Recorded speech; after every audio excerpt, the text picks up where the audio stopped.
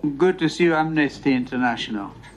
Wanairungo and team, I think that my co-chair has just slipped out. Karibuni sana. Thank you very much. Yeah, so perhaps we could begin with some quick introductions.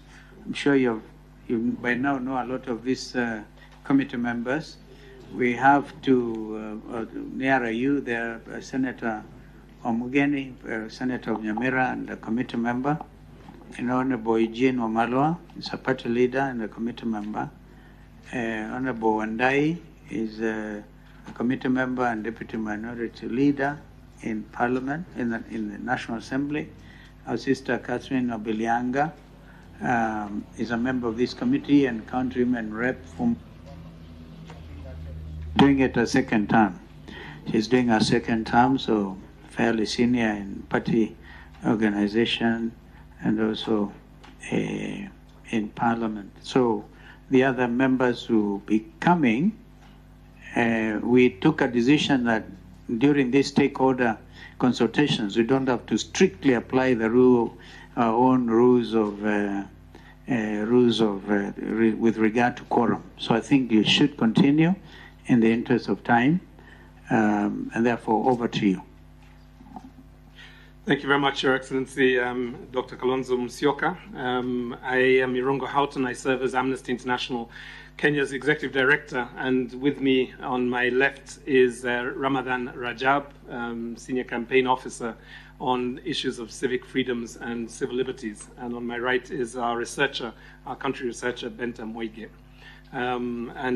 We start by really extending our best wishes to this process, to the committee, and also our gratitude for the opportunity to come before you and to speak on a singular issue, noting that there may be many issues that we could engage you on. To the members of the committee, allow us to just frame who you are for us, which essentially is the custodians of the Constitution at this time. Much of the discussions that you will have leave us with no doubt that on your shoulders lie several of our constitutional freedoms and the fundamental rights that are in our Constitution. And your wisdom at a time like this can actually take the country several steps forward or plunge us back to the chaos that we saw in the earlier part of the year.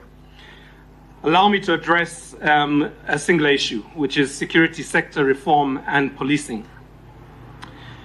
As you are all no doubt aware, and several of you I've worked with as far back as the post-election violence, the issue of security sector reform, peace and stability has been a troubled culture for us for many years. With the 2010 Constitution, we saw a massive step forward in terms of the separation of investigations, prosecution, and judicial processes. We also saw the establishment of an independent policing service, and that service was pronounced as a service and not as a police force that came to our shores as a colonial occupying institution several years before that. We will address ourselves to the issues that we have shared in our memo of September the 7th, and I do hope that members of the committee have got them. The press has sensationalized the budget for this committee, so we have brought extra copies for the committee, just in case those sensational allegations are true. So I'll invite Benta if you can just circulate the documentation that forms the basis of our intervention this morning. It is opportune, perhaps, that we are now looking at the issue of our police service being exported to Haiti and the issue of the quality of the policing. You must have heard me, Mr. Irungo, before you... so continue, please continue. Okay, sorry. Just ignore the chair's intervention and proceed. The possibility of 1,000 police officers traveling to Haiti within a few months brings the presentation that we're about to make into, I think, an important moment. That we should be discussing the quality of our policing and the accountability of the policing at a time like this is critical. As those officers go to Haiti, the international world, the international attention will be on Kenyan police officers. We also, as Amnesty, would caution that they are going into a very volatile situation, and that as much as we are concerned about the quality of policing at this point, it is also important that we note that they need to be kept safe. So it is in that context that we will make the following points and recommendations. It is sad in some ways that the contingent of police were not being deployed in 2022, because in that year we saw what was probably the best example of what it is like to have a police service that can maintain law and order during elections. With a number of human rights organizations, tens of dialogues and workshops were developed between community leaders, human rights defenders, and police officers, including commanding officers throughout the country, to ensure that there would be dialogue and that there would be community policing approach to the electoral process. And as we all know, it was probably one of the most peaceful of the elections. The question we have to ask ourselves is why 1 year later have we seen such violence, such brutality, and such a level of denialism on the part of the security services and, to some extent, Harambee House.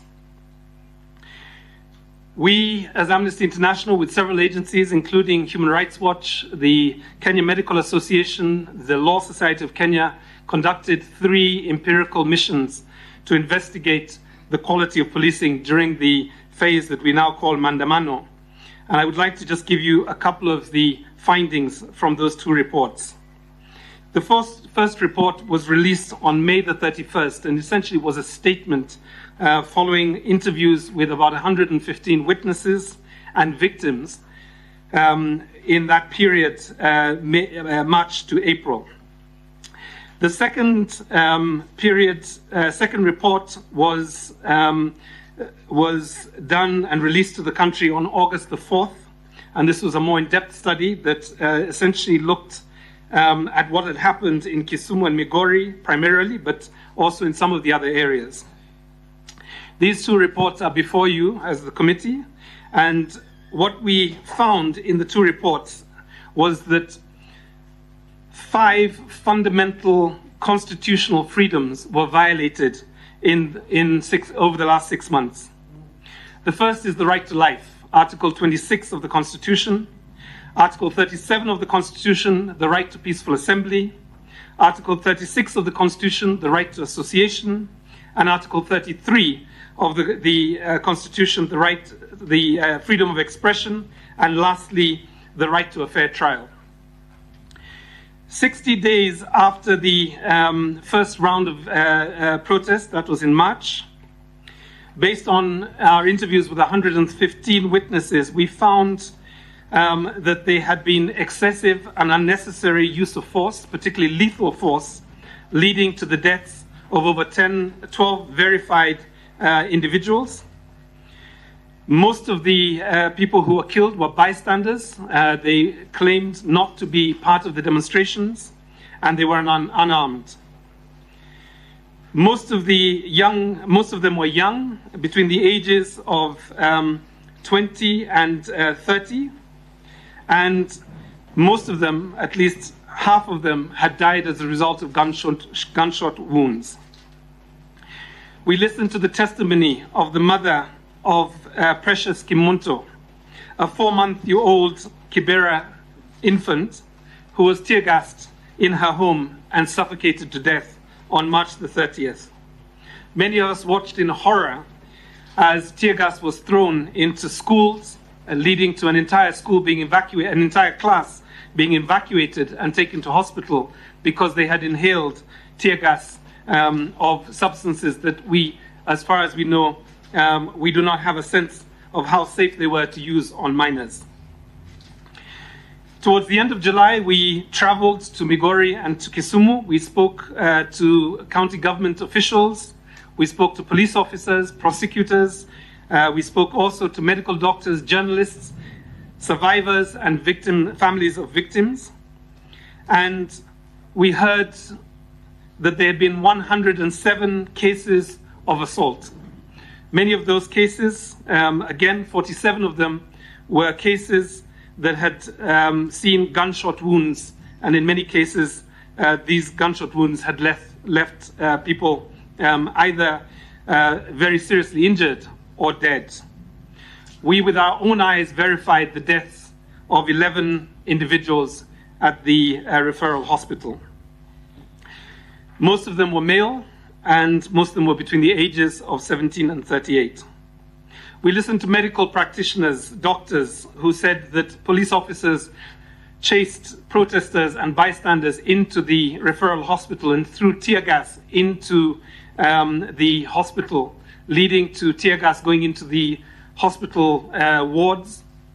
We had journalists who were unable to cover the stories because they were being attacked either by police officers or by protesters. We had medical doctors and medical health practitioners who could not reach places of medical facilities because they could not access and get through the violence that took place. In many ways, the experience we have had over the last 6 months are probably the worst violence we have seen for several years, possibly since 2017. Therefore, we have a number of recommendations, 5 to be specific. The first is that in the spirit of the bipartisan committee that has been set up, to lay rest the denialism that we have seen, most sensationally by the Inspector General, that bodies had been imported into the referral hospital, into the mortuary, for the purposes of the media. We would require you, humbly ask you to essentially do joint fact-finding missions to places like Nyanza, places like Nairobi and Mombasa. And we as Amnesty, with the Missing Voices Alliance and other organizations, would be very happy to facilitate, to organize those trips so that you are able to very quickly determine independently what actually happened over this period. The second recommendation is that you require the Inspector General of the National Police Service, as the lead commander of our 100,000 officers and the lead commander of the troops that will go to Haiti and will be covered on national and international television. I think we have to brace ourselves for seeing Kenyan police officers on CNN, on Voice of America, and various other international media to come before the committee. And we would request the following line of inquiry.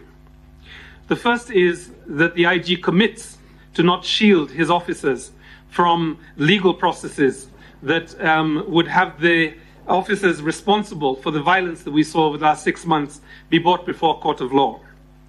Secondly, that there be a commitment to desist from the use of non-uniformed officers. And in fact, as Amnesty, we have tried to get, a response from the police service on what is the policy with regards to informers and undercover police officers in times of protest and in moments when Kenyans are lawfully seeking to protest and to assemble. One of the things we were told by several journalists and medical officers was that the use of non-uniformed police officers and the embedding of police officers among journalists, among protesters, and even among medical practitioners, if you remember the viral clip of police officers climbing out of an ambulance, is that it put our doctors, our nurses, and our journalists in harm's way. The third line of inquiry is essentially that schools, places of learning, medical centers have to be off limits to police officers. I'm sure there will be agreement from the Kenya Medical Association, from the Kenya National Union of Teachers, from the head teachers associations, that in a time when there is tension and there is violence, police officers should not be entering our schools and our medical centers with live ammunition and batons and tear gas. And the last one, essentially, is that we must have safe passage for emergency health workers and journalists at times when there is turmoil. The third recommendation relates to the two principal actors that are responsible for investigations and prosecutions. We would ask the committee to request of the Independent Policing Oversight Authority to clarify how many of the 107 cases that were documented in July have actually moved to prosecution.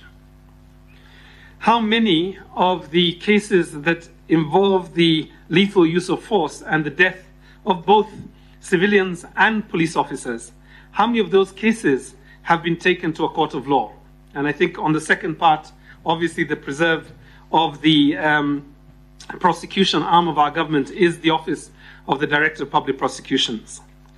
Fourthly, and I'm coming to the last recommendation, that the Ministry of Interior be requested to explain why do we still have a delay of 5 years since the National Assembly passed the Prevention of Torture Act and the National Coroner Service Act, and why aren't those two laws being implemented with the alacrity that is required in order to keep Kenyans safe. It may be opportune at this point, particularly in terms of the last 6 months, and in terms of our officers going abroad to protect Haitians, for a national police conference to be organized. There have been several of these in the past. Under the previous administration, one of the important open door policies that they had was essentially accessibility. And I can speak with confidence and experience that I was able to get through to the Cabinet Secretary, to the Principal Secretary, to various arms of the Interior Ministry with the capacity that we would be listened to, and not always did they act on our recommendations or our advice, but at least we had access. We were also able to make memoranda to the policing conference, and some of the reforms that have come with regards to the condition of police officers has really come as a result of the interventions of Amnesty and several other organizations like IMLU, like Haki Africa and others. So it is a time like this that we need policy dialogue on this issue. Let me turn to the last issue, which is somewhat out of the realm of the policing environment that we have had up to now, but is extremely important. The incidences of enforced disappearances are returning. The use of special squads are beginning to lead us to concern that we are going to start seeing more people disappearing under this administration. His Excellency the President gave a public assurance to this nation that his government would not be a government of the shadows. It would not be a government that would not remain within the rule of law. And I think one of the concerns that we have is that we are starting to see a return to the kind of situation we saw in Yala. Allow me to bring up one incident just to illustrate how dangerous this is. 3 months before the elections, 2 Indian contractors disappeared with a Kenyan driver. They were members of the campaign team for the Kenya Kwanza campaign, and those 2 contractors disappeared into the thick of the night. They were captured on CCTV camera, we know this. Police officers have been able to track down the actual police officers that stopped their vehicle, and up to now, that case has not progressed. Why? Because we have a lacuna in our law, which says that if you cannot find the bodies of people who have disappeared, then that legal process is almost in jeopardy from the onset.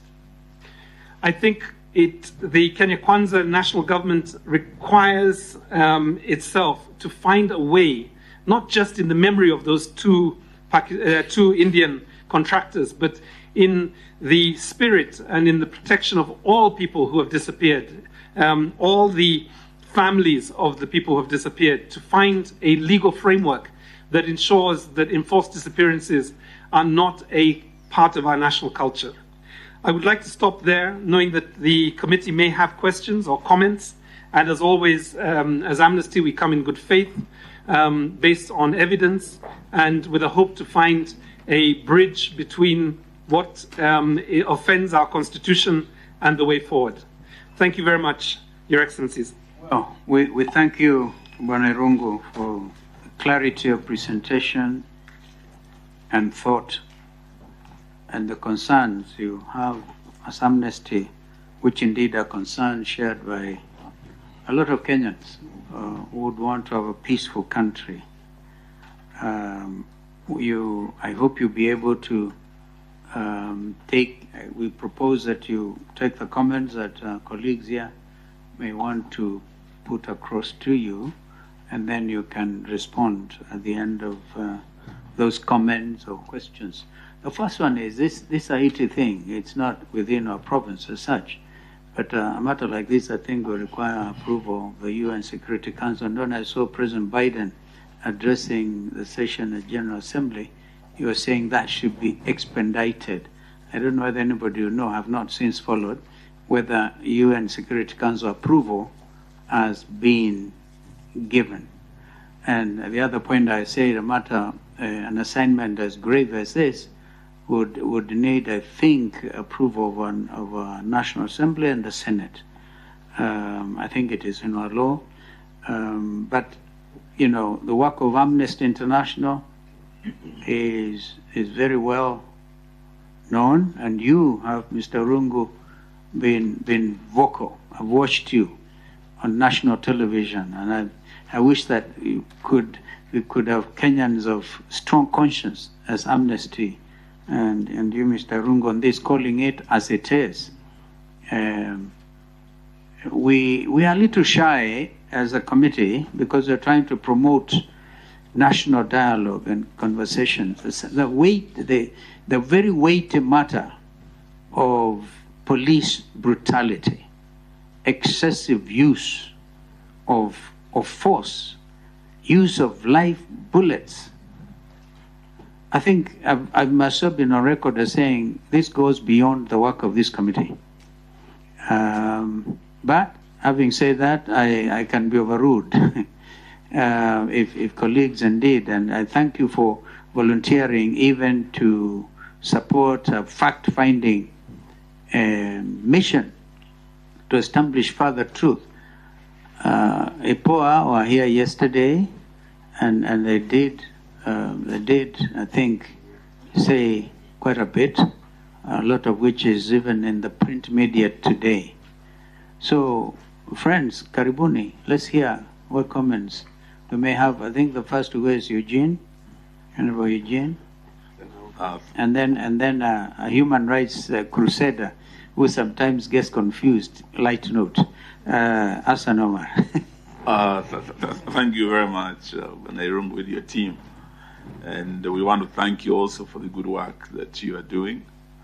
Human rights are universal, and we believe, given one of the most progressive constitutions that we have in this country, we wanted to see our police transformed from a police force to a police service. And our constitution is very clear in terms of professionalism, in terms of respect for human rights and integrity of our officers.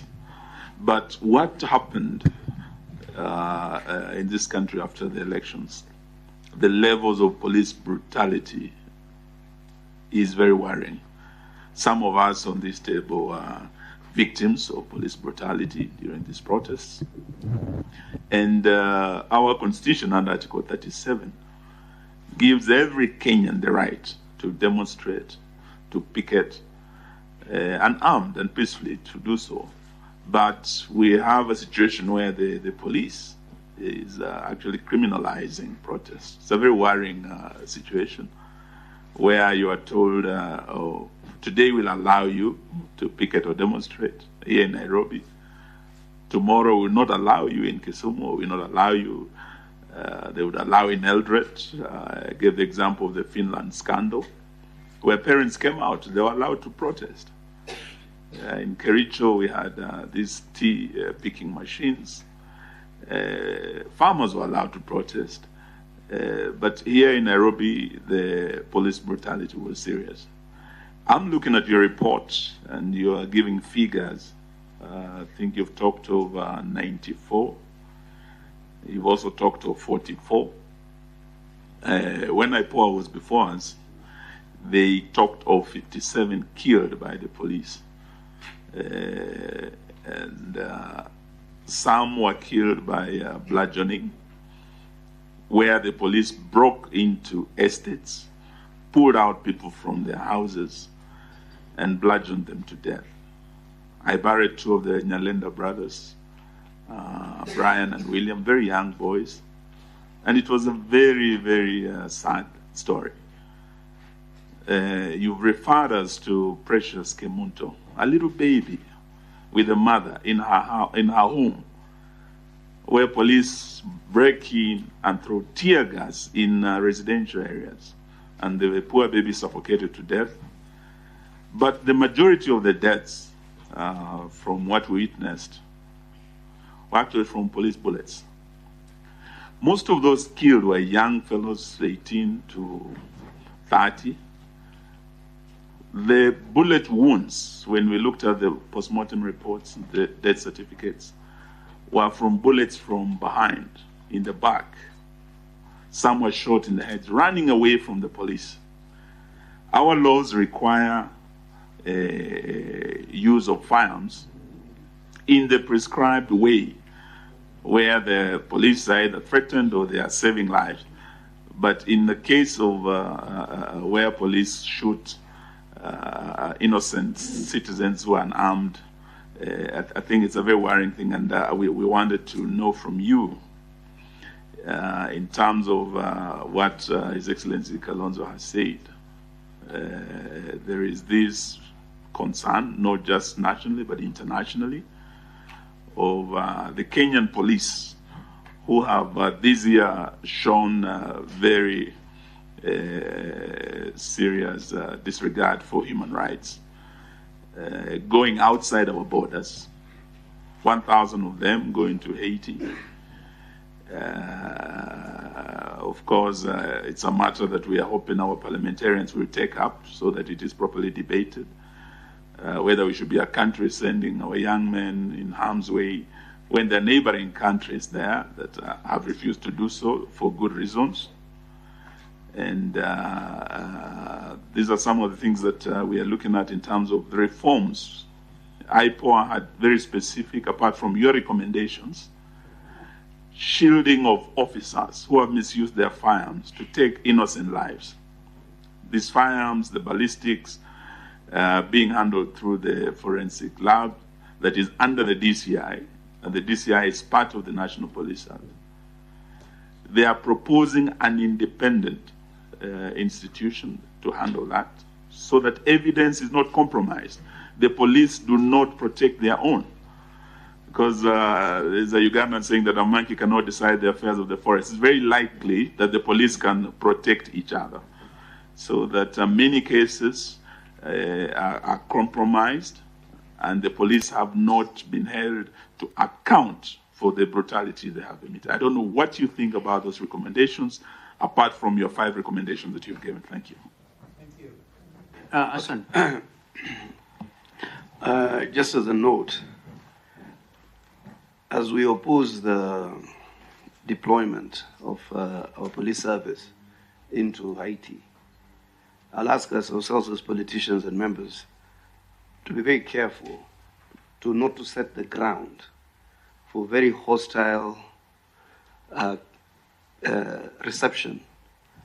Because what we have been doing, some of us here, is to link the abuses we allege here as probably the conduct of these police officers on arrival at Haiti. We are carelessly putting them into harm's way. Once our men and women in uniform are out of this country, whether we agree with the process or not, the least we owe them is some levels of discipline in how we refer to them, so that as we debate the issues, provide for their security, provide for their training, or oppose the issues, I think we must not equate our political biases into putting them into harm's way. So we must be very restrained, because I'm seeing a situation, if some of these utterances, which have come from this committee severally, go viral. I'm told some of those groups are armed. You could be preparing for a very unnecessary contest. It's not going to be a blind mission. I'm not at liberty also to discuss it, but it's not going to be a blind mission. It's going to be done in a manner that the safety and security of our officers will be guaranteed. The government of Kenya is not led by fools. They will make it appear like we will just take 1,000 men and women and just put them there for sacrifice. Number two, I never speak this way, but sometimes I would hope for you also to interrogate some of these demonstrations in a manner, because today I'm talking to peers in the human rights fraternity. They know that I wrote the Charter on Human Rights in the lead up to our elections. We said our first pillar is implementation of the Constitution, and you saw the directives of the President upon election as President of the Republic of Kenya. How is it possible, and be fair, that a demonstration or demonstrators are carrying weapons? Not necessarily ballistic weapons like guns, but they are carrying stones and machetes. These guys prepare themselves. I was there. I know what these demos are. I planned them. I know what we tell each other. Go burn these tires here.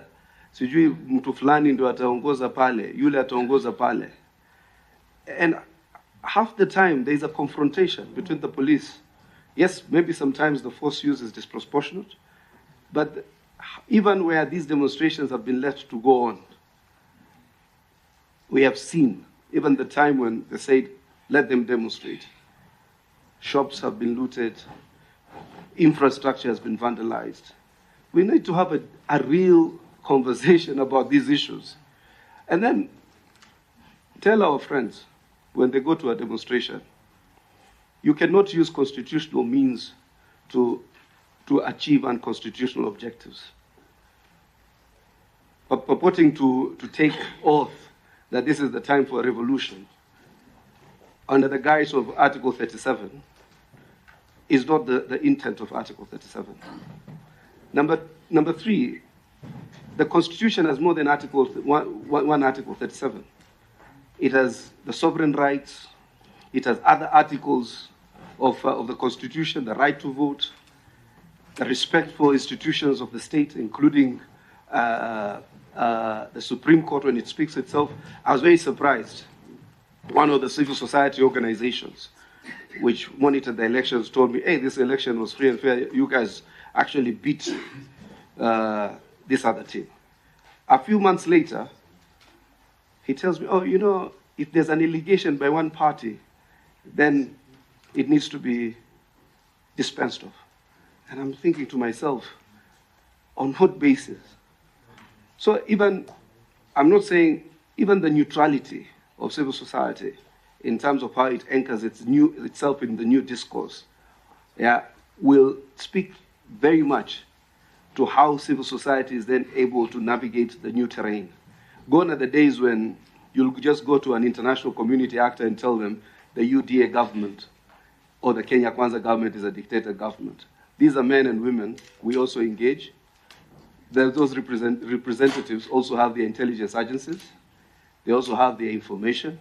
I've come to realize, actually, the reason sometimes government is always on the back foot is because when you're in government, always you are expected to talk less, and even what you have, you reveal as a very measured way. But I can tell you, if you go and get part of the documentation and some of the information that even our counterparts have, that's why sometimes you see their responses are measured. There was a time they will say, in no uncertain terms, that this was wrong. But they understand the design to try and precipitate a crisis so that you divert the country's attention from the economics and try to brand the KK government as a dictatorship. That is not true. And I think those are the kind of things that, as we prosecute in the new discourse, you have friends in this government, they engage at various levels, and I can tell you without a doubt, sometimes we even ask very hard questions internally. I am not sure whether that evidence is some of it, the credibility to it, but I'll finalize by one thing, and Rajab there can bear me witness. we were defending some terrorism suspects. Unfortunately, these terrorism suspects were arrested alongside one of the human rights defenders. When they were in custody, the revelations they made, when this man was released, he told us some of the things are actually true. How they would transport ballistic missiles, how they would organize, how they would get, you remember those testimonies, how they would get firearms from our neighbors. And when Kamwende told us, we just didn't believe him because we thought it was Kamwende. So Kamwende is lying to us. He is concocting stories. But trust me, at many of these scenes and some of these organizational frameworks for this latest wave of demonstrations, why are people talking about burning tires and carrying this and these guys to barricade these ones and these ones to stone cars that are going to work? And this information sometimes is available to the security agencies. And they also have a DTP, the duty to protect other Kenyans. I do agree where there is excessive use of force, where there is unjustified executions, then those have to be dealt with within the purview of law. But talk to our friends, that demonstrations cannot achieve the ends that the elections cannot achieve. Well, thank you, Omar. I think we'll hear one day. Did you want to say something, Co-Chair? You can go first. Yes, let me say this and start from where my friend Omar has left. Demonstrations, of course, are a way of expressing oneself and properly guaranteed under the Constitution and enabling laws. There's no doubt, really, regardless of the objective. But let me ask you, in your investigations, and I want to agree with you, because actually what you said here corroborates to a very large extent the testimony of a government agency, IPOA, which were before us here yesterday, and they were seated there. Your evidence corroborates their testimony to a very large extent. But let me ask you, because we need to remain as objective as possible, in your investigations, did you come across evidence that the police killings, which have been documented, were a reaction to threats posed by the demonstrators, either the police themselves or any other citizens? Okay? And even in those circumstances, was the use of lethal force, including live bullets, justified? I want to ask another question, and very, very briefly. In your research, I'm sure you do research a lot, and you do in comparable jurisdictions. Under what circumstances can the police service